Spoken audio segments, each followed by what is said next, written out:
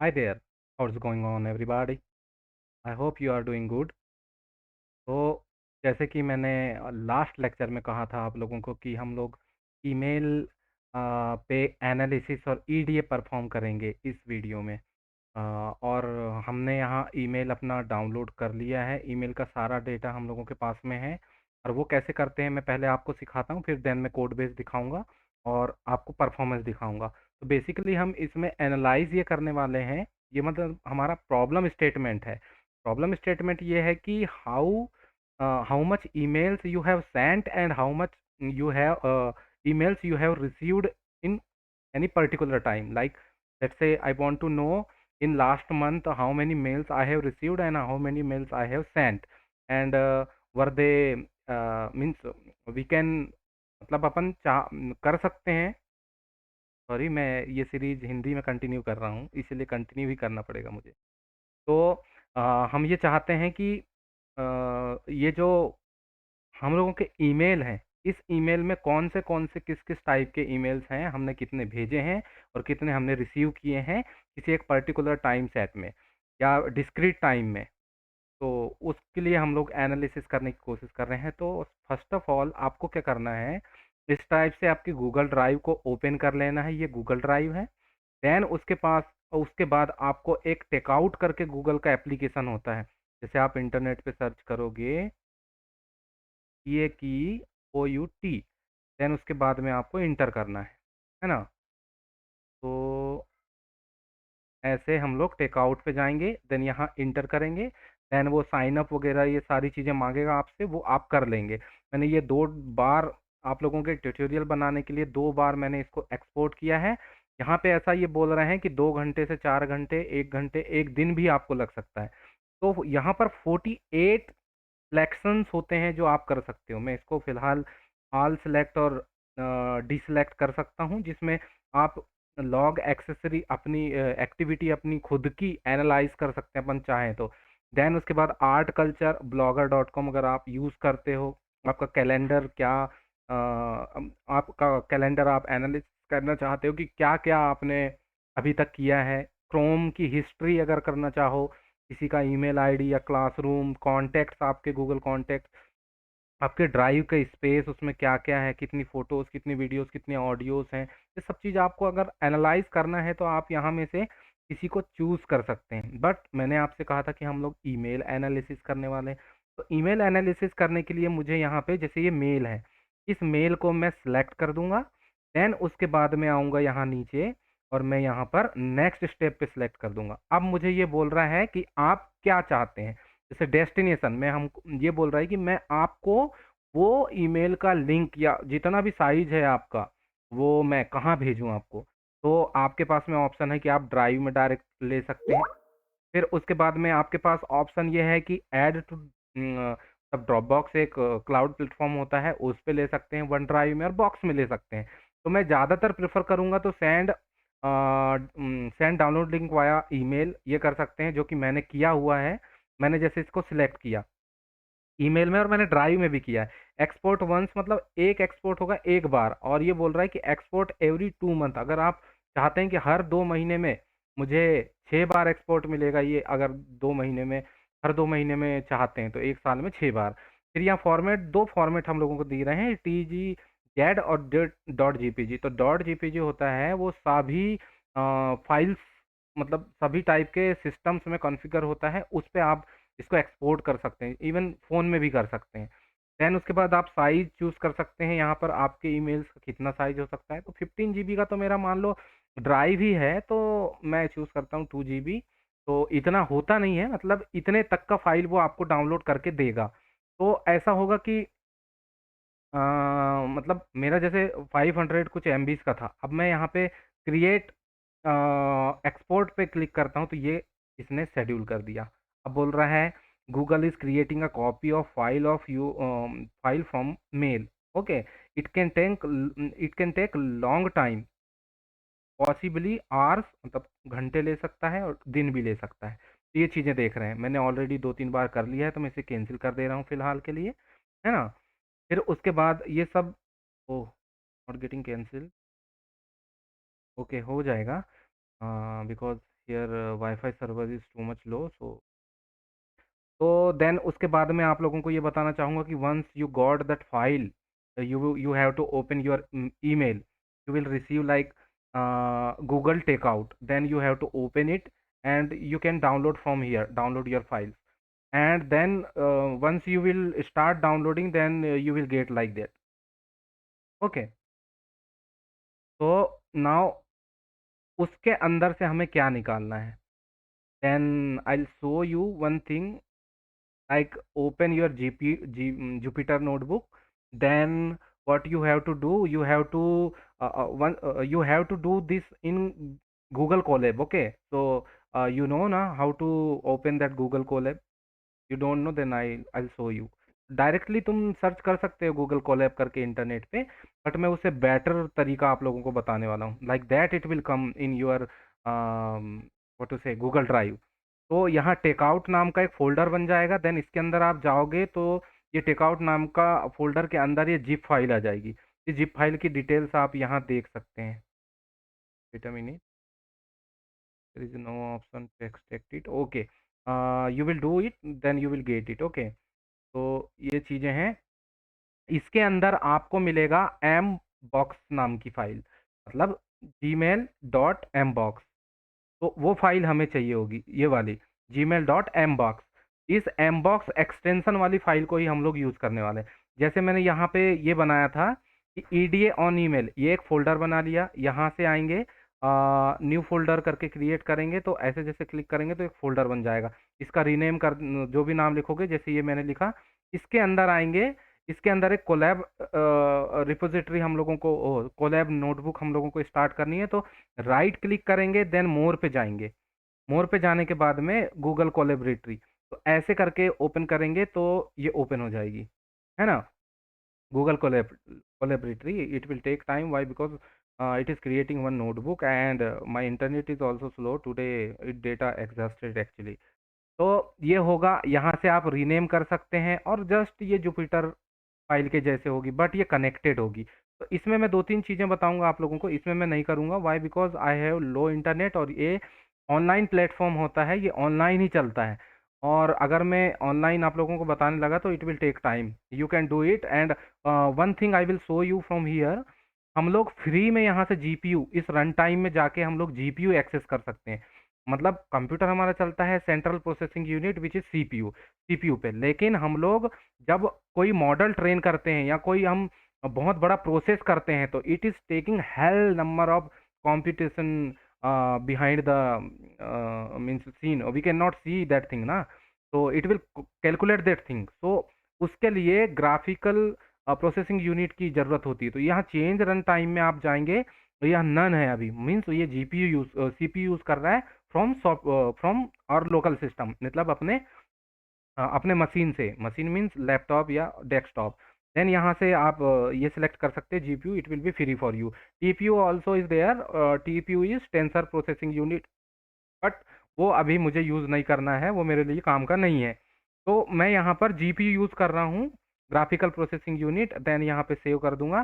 तो it will take time and it will connect from here. यहाँ connect में click करेंगे तो ये कनेक्ट हो जाएगा like that. Then you can write your own codes here. So I'm going to switch off this here because it will take time and maybe it will cost.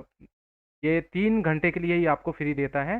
Then उसके बाद में run time errors वगैरह आने लग जाते हैं. तो 3 घंटे के अंदर आप जितना भी ट्रेनिंग करना चाहो फ्री में, कितना भी कंप्यूटेशनल पावर 12 GB तक का यूज़ कर सकते हो. और लिटरली बहुत फास्ट होता है, बहुत फास्ट ट्रेनिंग होती है. इसका यूज़ किया करो. ओके, बिल्कुल क्लोज दिस. देखो यहाँ पे वो सेव हो गया था ना. तो ऐसे ही मैंने वो बनाया था. अब मैं आपको दिखाता हूँ, वो ऑलरेडी मैंने कर चुका है. तो उसको मैंने आप लोगों की सहूलियत के लिए यहाँ जुपिटर पे ओपन किया है. बस कोड सेम है, इसको उठा करके आप जो है उस पे अपलोड कर सकते हैं. तो यहाँ पर हम लोगों ने नमपाई, पांडास और all matplotlib, all the dependencies जो हम लोग यूज़ करने वाले हैं, we have to write it. ये हम लोगों ने लिख लिया. देन उसके बाद हम लोग पिप इंस्टॉल मेल बॉक्स नाम का एक लाइब्रेरी है, उस जो पाइथन के लिए सफिशिएंट है, उसको हम लोगों ने डाउनलोड किया है. ये हमको हेल्प करेगा अपने मेल बॉक्स को फेच करने के लिए. देन उसके बाद में गूगल कोलैब से कलेक्ट करना है, मतलब ये जो ड्राइव है, इस ड्राइव से ये डेटा आप कैसे लोगे, ये डेटा कैसे लोगे, उस डेटा को लेने के लिए जो है हम इसे गूगल कोलैब से कनेक्ट करना पड़ता है। तो मैंने यहाँ पे बहुत ट्रायल किए हैं, तो ये मतलब गूगल माउंटेड ऐसा करके आएगा आपको यहाँ से, ड्राइव माउंटेड। अब यहाँ मुझे ड्राइव ऑलरेडी माउंटेड लिखा हुआ है, ड्राइव माउंटेड आएगा, और कंटेंट जी ड्राइव यहाँ तक लिखा हुआ आएगा आपको, है ना। फिर उसके बाद आप जाएंगे इंपोर्ट मेल बॉक्स, देन यहाँ पर वो जो उसकी जो अंदर से फाइल का पाथ होगा, वो फाइल पाथ आप यहाँ ले सकते हैं। इजी है, आप जब करोगे आपको समझ में आ जाएगा, है ना। तो जैसे जाएंगे और यहाँ से जैसे फाइल पाथ उठाते हैं आप, उसका जीमेल डॉट एम बॉक्स का, ये सेम डायरेक्टरी को फॉलो करना उसके अंदर, जैसे D G drive, my device, Colab, notebooks, उसके अंदर ये वाली फाइल ढूंढ लेना आप, जीमेल डॉट एम बॉक्स। या फिर जैसे लोकल सिस्टम पे आपके पास डाउनलोड होगा वो मेल के थ्रू, तो आप क्या करेंगे, उसको अनजिप करना है। अनजिप करने के बाद ये जीमेल डॉट एम बॉक्स वाली फाइल आपको वहां मिलेगी, इसको ले जा करके आप अपलोड कर लेना, कहाँ पर, अपने इस गूगल ड्राइव पर, इस तरीके से। और ये आपको शो करेगी अपने नोटबुक पर, यानी इधर लेफ्ट साइड में आपको शो करेगा वो गूगल कोलैब ड्राइव। कैसे करता है मैं दिखाता हूँ, वेट। इस तरीके से वो शो करेगा, मेरा थोड़ा एडवांस है, लेकिन इस तरीके से शो करेगा। तो आपको यहाँ से उठा करके फिर जैसे ये है, यहाँ पे ऐसे डालना है, इस टाइप से करोगे तो इसको जब रन करोगे तो उसके बाद में ये इस टाइप का देगा, ये मेमोरी लोकेशन दे देगा कि हाँ अब ये स्टोर्ड हो चुका है। देन हम लोग ये वाली की चलाएंगे, मतलब फॉर लूप चलाएंगे, उसके अंदर पहला जो एलिमेंट है उसको फेच करेंगे, वहां से हम लोग की उसकी ले लेंगे। तो ये मेरे सारे मेल्स हैं, और मेल्स के मतलब इस टाइप के मेल्स हैं, ये प्रकार हैं मेरे मेल्स के। तो मैं इस पे दिखाता हूँ आप लोगों को। तो ये मेरे मेल के प्रकार हैं, ये हमने ले लिए। देन उसके बाद में हम CSV इंपोर्ट करा रहे हैं, नहीं भी कराओगे तो चलेगा, ये काम करेगा, लेकिन करवा लेने में ज़्यादा बेहतर मैं समझता हूँ। Then with open mail box dot CSV, ये फाइल हम क्रिएट कर रहे हैं। वो जो मेल बॉक्स है ये डिफरेंट थिंग है, हमें चाहिए CSV में, क्योंकि हम पाइथन में CSV में काम करने के लिए कंफर्टेबल होते हैं। तो CSV की फाइल को राइट करने के लिए इसका एक डेटा सेट बनाना पड़ेगा हम लोगों को। तो वो डेटा सेट बनाने के लिए हम ये with open as output file, इसका हम लोग यूज कर रहे हैं। W means write, R means read. तो W मीन्स राइट फॉर्मेट, और राइटर एक वेरिएबल लेकर के CSV डॉट राइटर आउटपुट, ये CSV बनाने के लिए इसको इंपोर्ट कराया था, राइटर डॉट राइटर आउटपुट, मैंने ये कर दिया। अब उसके बाद में मैं दे रहा हूँ उसके लेबल्स, सब्जेक्ट चाहिए मुझे, फॉर्म चाहिए, मैंने किसको भेजा, मतलब किससे रिसीव किया, किस डेट पे किया, टू मीन्स किस किस को भेजा मैंने, और लेबल्स उसमें कौन सा लेबल था, किस टाइप का था वो। फिर उसके बाद थ्रेड था कि नहीं था, मतलब साइबर थ्रेड्स होते हैं कुछ ऐसे, spam not spam, like that. फिर उसके बाद में हम लोगों ने one by one message message column के अंदर हमें सारी चीज़ें स्टोर करनी है। तो ये हमने कर दिया और इसको हमने रन करा दिया। देन उसके बाद वन बाय वन आप रन करा लेना, इसको बहुत ईजी है, मैंने रन कराया हुआ है already. It will take lot of time and internet is also slow, that's why मैं ऐसे बता रहा हूँ आप लोगों को। देन रीड कराना है हमारी CSV को, जो हमारी लोकल सिस्टम में सेव हो चुकी है। तो रीड, जैसे मैं आप लोगों को दिखाता हूँ, ओके, मेरे पास अभी CSV नहीं है, because I have copied that thing from there ना, from Google Cloud, Google Drive से मैंने निकाला है। तो ये चीज़ मेल बॉक्स डॉट CSV, फिर उसमें ये अपने कॉलम्स के नेम दे दिए, इजी पीजी। देन उसके बाद DFS, जो हम लोगों ने डेटा सेट का डेटा फ्रेम का नाम रखा है।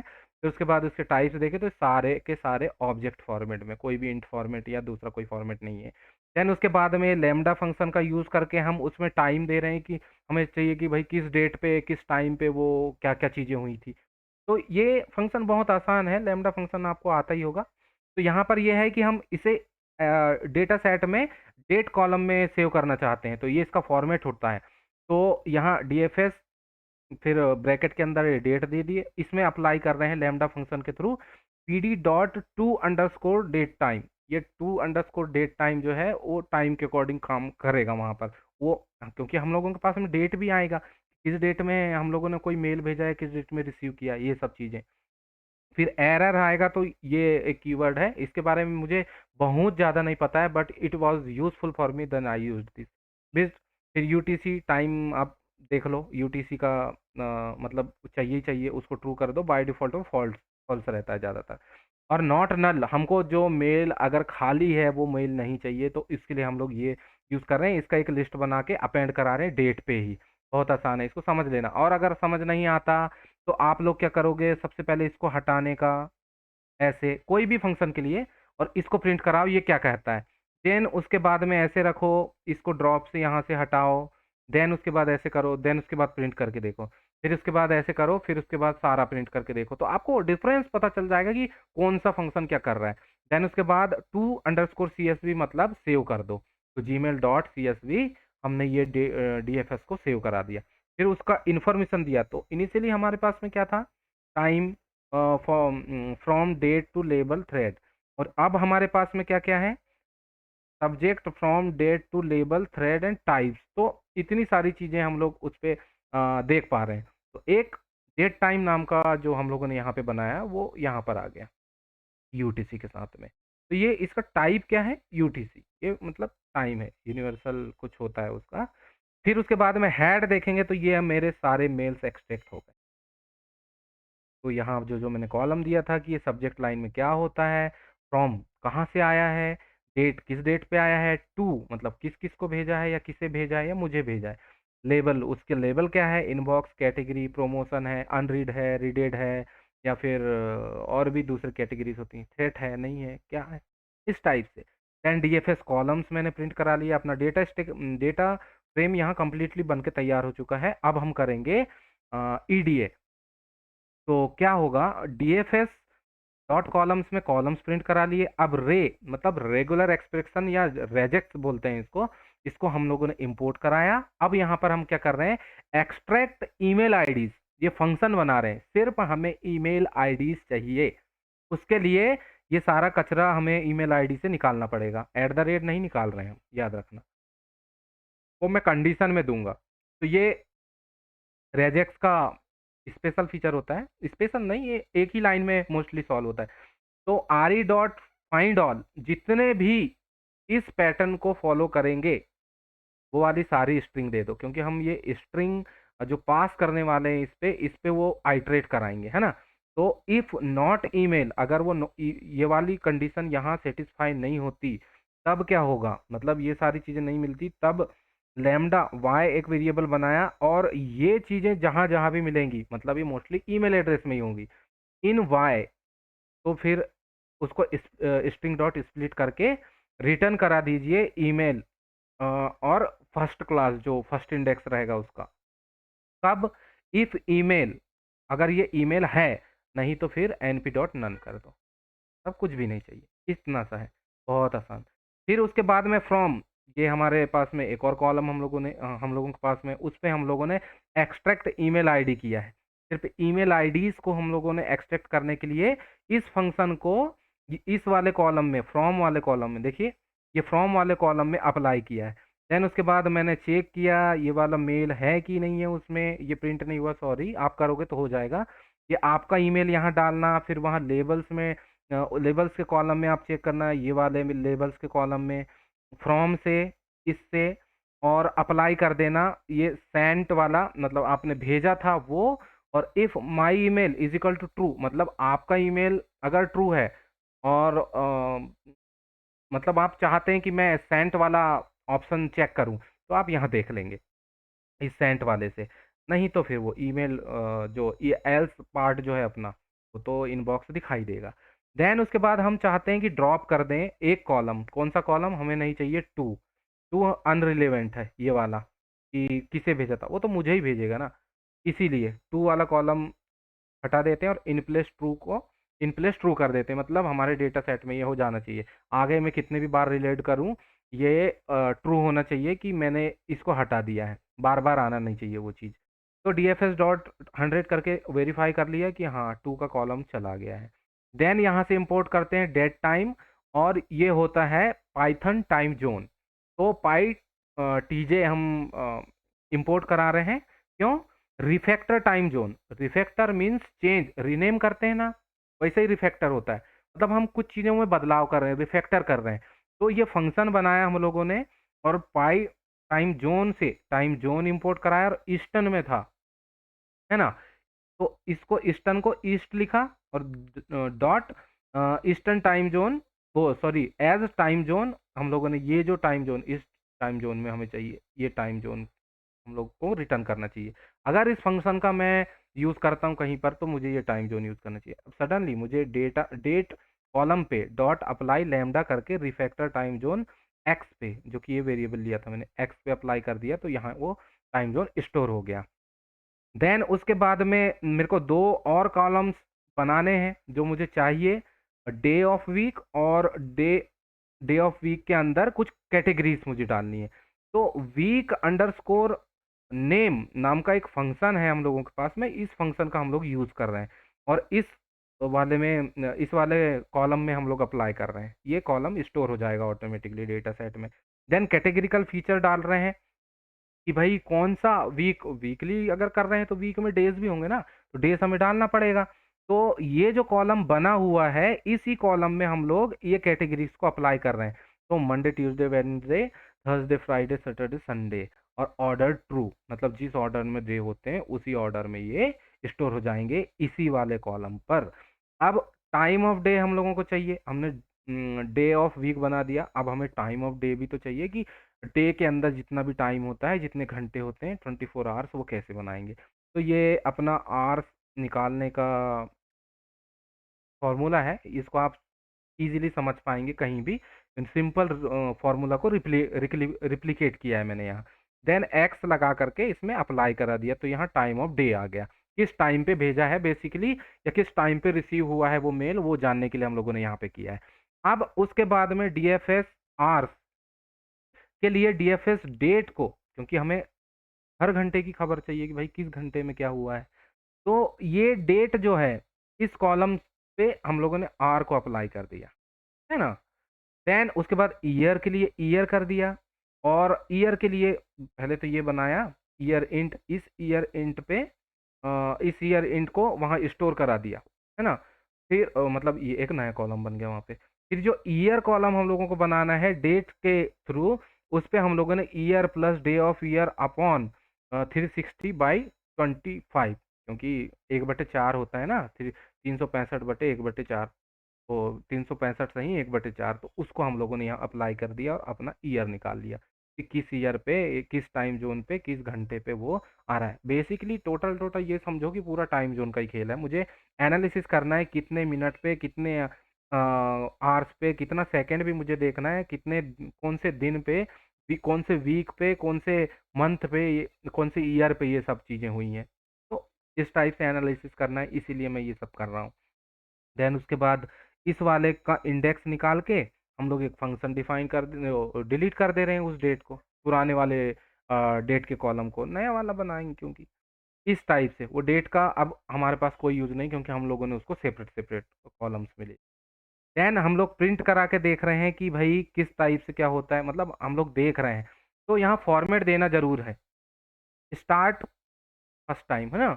स्टार्ट फर्स्ट टाइम कैसे देखेंगे, ये जो है ये अपना डे बताएगा कि ट्यूसडे मंडे क्या है, उसके बाद ये बताएगा कि कौन सी डेट है, उसके बाद ये बताएगा कौन सा मंथ है, उसके बाद ये बताएगा कौन सा ईयर है, और ये बताएगा कितने कौन से घंटे में आया है, ये बताएगा कौन से मिनट है, और ये बताएगा एएम है कि पीएम है।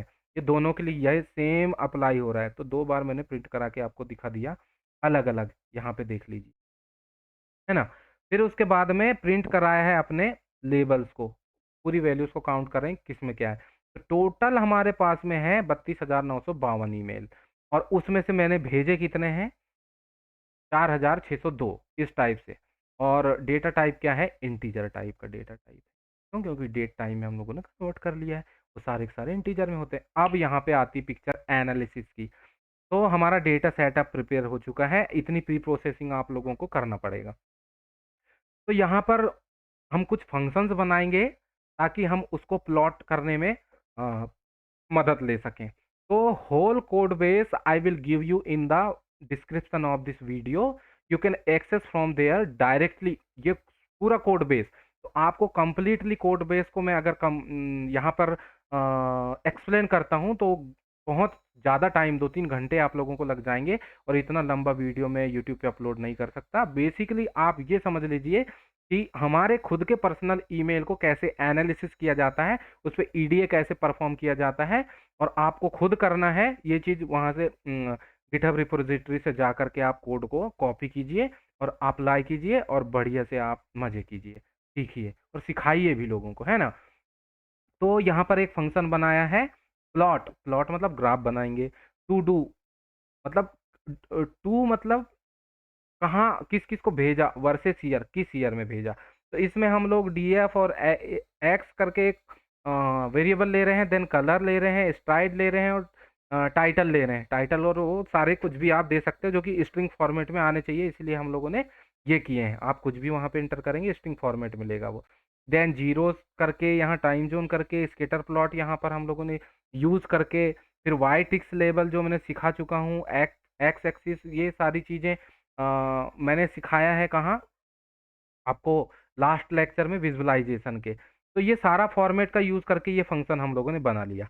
अब इस फंक्शन का यूज़ हम लोग करने वाले हैं।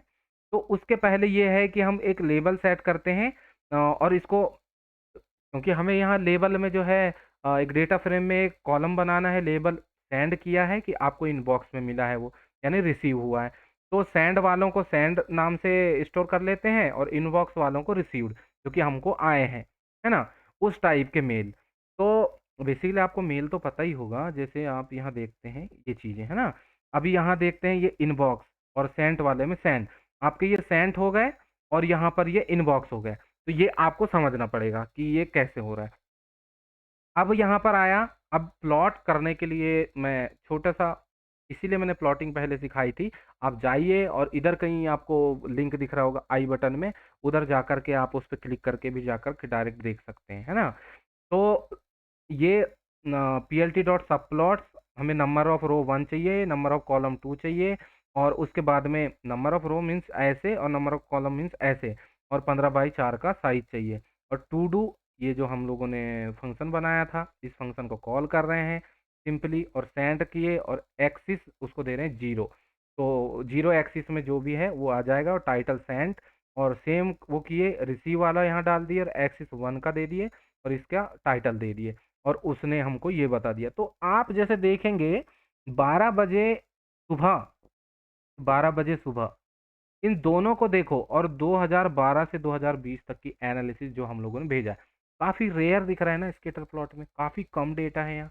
लेकिन रिसीव्ड में देखिए आप कितनी, और 2018 से 20 के बीच में तो भाई ऐसे बिल्कुल बाढ़ आ गई है, खतरनाक मेल्स रिसीव किया है। इस टाइप से होता है। देन इसको और ब्रॉडली हम लोगों को समझने के लिए कुछ फंक्शंस और बनाएँगे। ये फंक्शंस की सबकी लिंक आपको, कोड की लिंक मिल जाएगी, आप देख लीजिएगा। तो ये year plot number per year नाम का एक फ़ोल्डर बनाया है, फंक्शन बनाया है, जिसमें मैं डेटा सेट ले रहा हूँ, एक्सेस ले रहा हूँ, लेबल नेम ले रहा हूँ, अभी नन है, आपको जो देना है आप दे सकते हैं।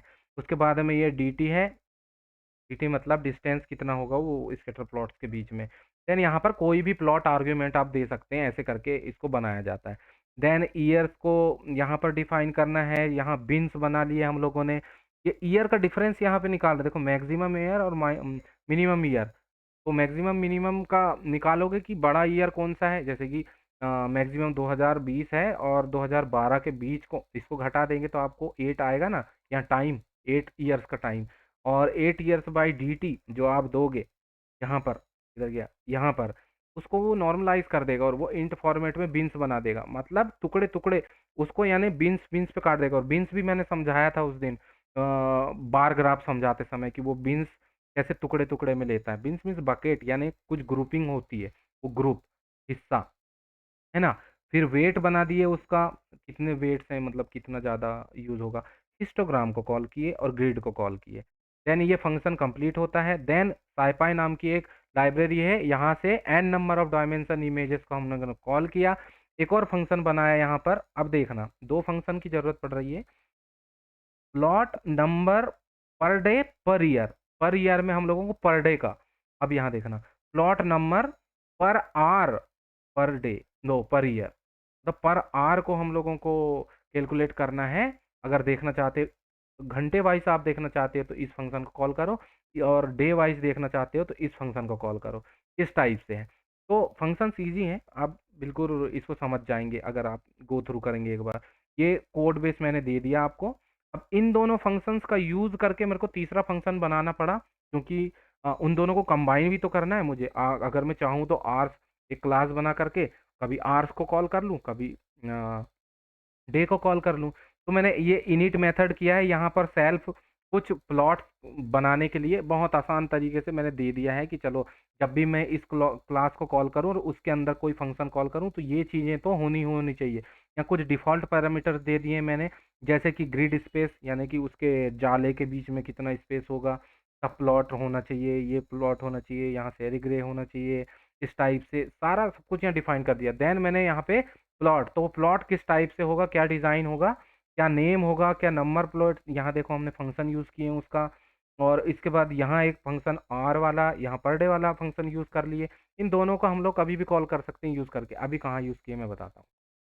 आगे गए, मैट प्लॉट लिब कॉल किए, और डॉट ग्रिड स्पेक कॉल किए हम लोगों ने, और ग्रिड स्पेक से यहाँ पर, और ये मैट,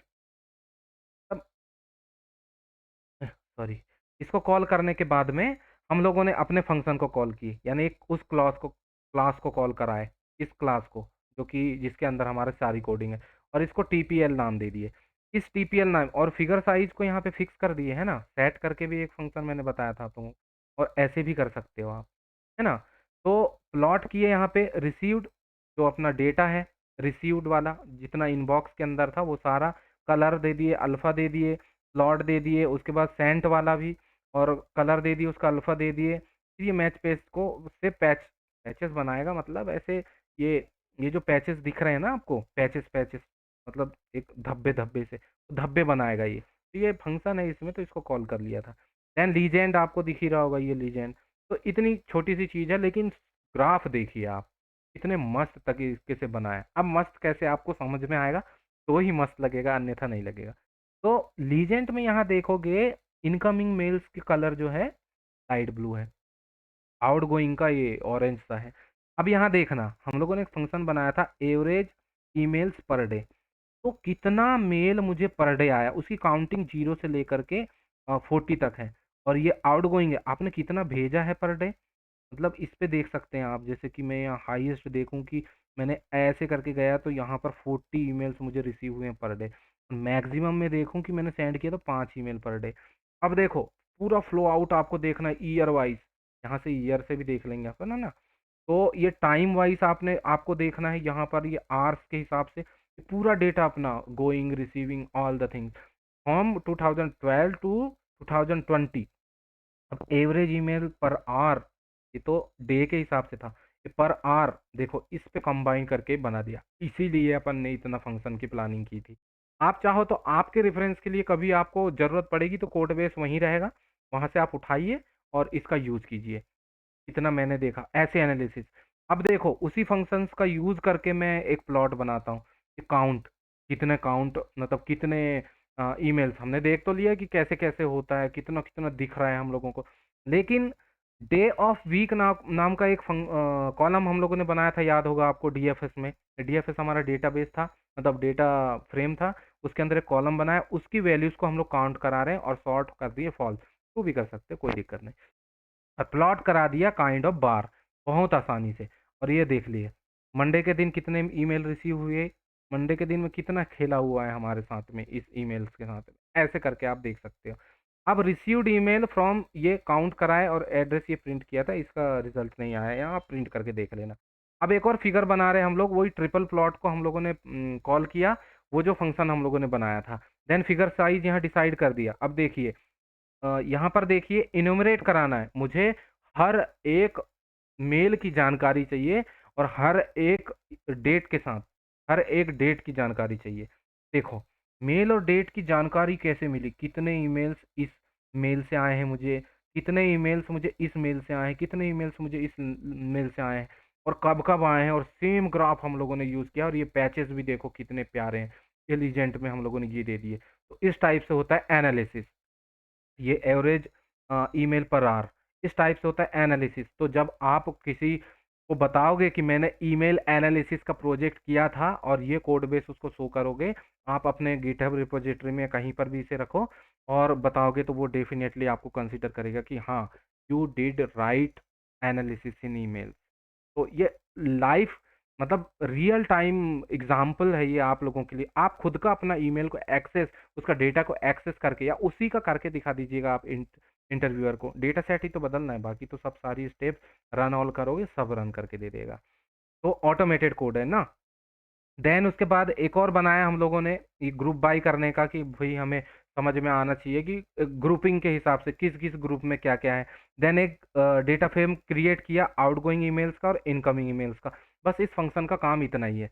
और उसके बाद में मुझे प्लॉट करना है, इसीलिए मैंने इसका नाम दे दिया वाई लेवल का, कि फंक्शन ऑफ वीकली ईमेल्स। तो फ्रैक्शन ऑफ वीकली ईमेल मतलब कितना ईमेल्स में से मेरा ये वाला ईमेल कितना है, मतलब आउटगोइंग ईमेल्स कितना है, इनकमिंग ईमेल्स कितना है। देन यहाँ पर इसके साइपाई हम लोगों ने इंपोर्ट कराया, उसमें से एन डायमेंशनल इमेज। देन उसके बाद इंटरपोलेशन। तो इंटरपोलेशन आप ऐसे समझ लो कि ये टाइमलाइन है, ये टाइमलाइन है 2013 से 2019। इसके बीच में जो भी करोगे, इसके बाहर नहीं, इसके बीच में जो भी करोगे वो इंटरपोलेशन होगा। तो कोई वैल्यू को जो कि एक गिवन रेंज के बीच में समझना, या कोई भी मैनिपुलेशन करना, या इंप्यूट करना, या वहां इंसर्ट करना, रिप्लेस करना, ये सब जो भी कर रहे हो, ये इंटरपोलेशन होता है। एक्सट्रपोलेशन भी होता है जो कि आउटसाइड ऑफ द रेंज होता है ना। ये सब कभी फ्यूचर में मैं पढ़ाऊंगा, जब मैं ईडीए के बाद में जो डेटा इंप्यूटेशन की, या ईडीए के अंदर ही अगर डेटा इंप्यूटेशन की टेक्निक्स में जब पढ़ाऊंगा, मिसिंग वैल्यूज जो बोलते हो आप, how to handle missing values, उसमें मैं ये आप लोगों को एक्सट्रापोलेशन और इंटरपोलेशन पढ़ाऊंगा, है ना। तो उसमें हम लोगों ने एक छोटी सी टेक्निक यूज की है कि एक गिवन, ये फंक्शन आप समझ जाओगे बिकॉज मैंने आपको पढ़ा चुका है ये ऑलरेडी ये चीजें। तो इस फंक्शन पे हम लोग बेसिकली ये कर रहे हैं कि इंटरपोलेट बिटवीन गिवन रेंज। हम लोग चाहते हैं कि एक उस सारे डेटा सेट के अंदर एक गिवन सेगमेंट के अंदर एनालिसिस करें। तो वहां पर ये है कि यहाँ फॉर लूप हम लोगों ने चलाया है डी ऑफ वीक। और हमारी जो कैटेगरीज हैं, कैटेगरीज मतलब हम लोगों ने डे बनाया था, तो ये डे ऑफ वीक में संडे मंडे ट्यूसडे उसके हिसाब से आइटरेट करा रहे हैं। डे ऑफ वीक यहाँ पर है और कैटेगरी यहाँ पर है, और उसको आइटरेट करा के हम लोग निकालने की कोशिश कर रहे हैं function of weekly email per hour. मतलब किस fraction of weekly emails per hour, कि किस फ्रैक्शन में, कितना अमाउंट में, कौन सा समय में कौन सा ईमेल आया किस डेट में। तो इस टाइप से। तो एक सेंड का है ये वाला, और ये रिसीव का है। तो सेंड और रिसीव का फ्रैक्शन हम लोगों ने यहाँ पे बना दिया। और इस टाइप से आप किसी को समझा सकते हो कि देखो, मैंने इस डेट पे इतने ईमेल्स भेजे या रिसीव किए, और इस टाइम पे किए। या आप बहुत अच्छे समझ सकते हैं। अब एक इम्पॉर्टेंट फंक्शन है जो कि वर्ड क्लाउड नाम की लाइब्रेरी लाइब्रेरी जो कि पाइथन की है, वो देखती है कि आपके पूरे इंटायर ईमेल के अंदर बहुत सारे वर्ड्स लिखे होंगे वहां पर, सेंड, रिसीव, प्रोजेक्ट, और पता नहीं क्या क्या ऐसे लिखे होंगे, जिनके बारे में भी आप चैट करते हो, कि किसी पॉलिटिकल पार्टी के बारे में, या किसी प्रोजेक्ट के बारे में, या जॉब्स के बारे में सर्च करते हो। सबसे ज्यादा मोस्ट यूज किया गया वर्ड कौन सा है, आपकी मेंटेलिटी, आपके स्टेटस का मैं पता लगा सकता हूँ इससे, कि आपने पिछले एक वीक में किस वर्ड का सबसे ज्यादा यूज किया। जैसे कि आप यूज कर रहे हो रिज्यूमे, रिज्यूमे वर्ड का, इट मीन्स आप या तो जॉब तलाश रहे हो या आप रिक्रूटर हो, इस टाइप से मैं समझ जाऊंगा। आप प्रोजेक्ट प्रोजेक्ट कर रहे हो तो या तो आप ऑलरेडी वर्किंग में हो, या फिर और कुछ और, या प्रोग्रामिंग प्रोग्रामिंग कर रहे हो तो मे बी आप सर्चिंग कर रहे हो किसी व्यक्ति का जो प्रोग्रामिंग आपको के लिए काम करता है, या आप प्रोग्रामिंग की तैयारी कर रहे हैं। इस टाइप से मैं समझ सकता हूँ। तो उसके लिए छोटा सा फंक्शन होता है, गूगल वर्ल्ड क्लाउड को हम लोगों ने इंपोर्ट कराया।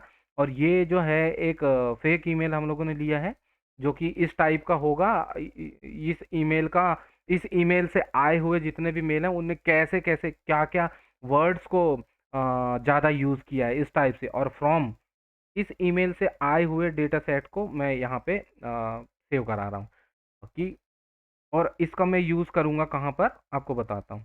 फिर उसके बाद में ये सब्जेक्ट है, जो भी वैल्यूज रहेंगी उसकी सब्जेक्ट की मेरे को मैप कराना है, और स्ट्रिंग ऑब्जेक्ट चाहिए। और इस पे मतलब खाली वन बाय वन वो ऐड हो जाए, और वो टेक्स्ट मुझे चाहिए। तो ये हम लोग एक बहुत बड़ा पैराग्राफ टाइप का एक टेक्स्ट की बंच बना रहे हैं बहुत सारी, इस ईमेल से आए हुए सारे यूनिक जो रहेंगे जिनका काउंट ज़्यादा है, यानी कि जैसे कि प्रोग्रामिंग वर्ड का यूज़ मैंने 1000 बार किया, कैंड वर्ड का यूज़ मैंने 500 बार किया, तो प्रोग्रामिंग ज़्यादा है।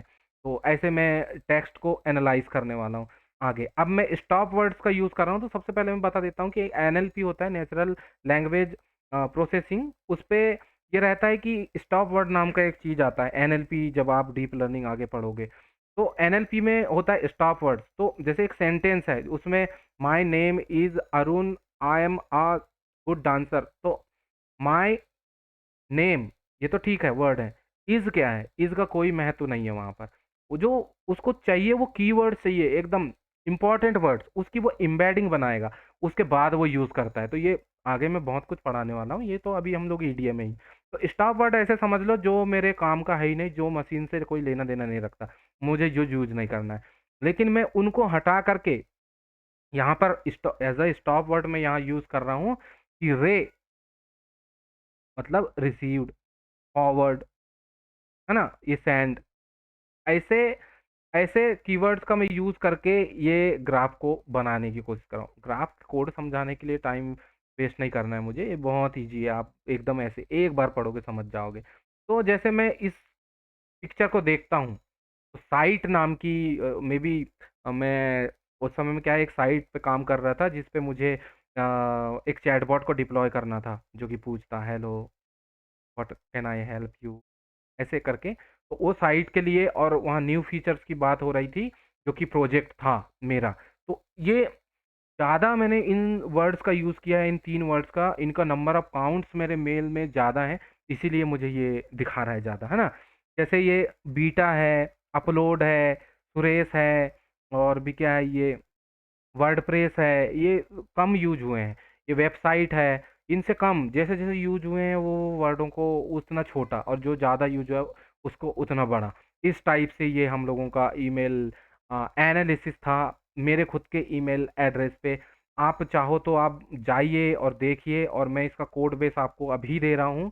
आप डिस्क्रिप्शन पे जाओ और जैसे-जैसे मैंने बताया उसको फ़ॉलो कीजिए और ईडीए को एंजॉय कीजिए। अगले चैप्टर में हम लोग बहुत, अब प्योर ईडीए हम लोगों ने कुछ मैं डेटा जनरेशन की टेक्निक्स बताऊंगा, उसके बाद एक डेटा सेट पे हम लोग ईडीए परफॉर्म करके देखेंगे कि कैसे वो काम करता है।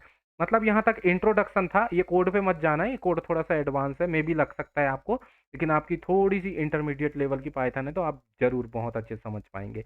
इसके आगे मैं बहुत आसानी से एकदम बारीक बारीक समझाने वाला हूँ।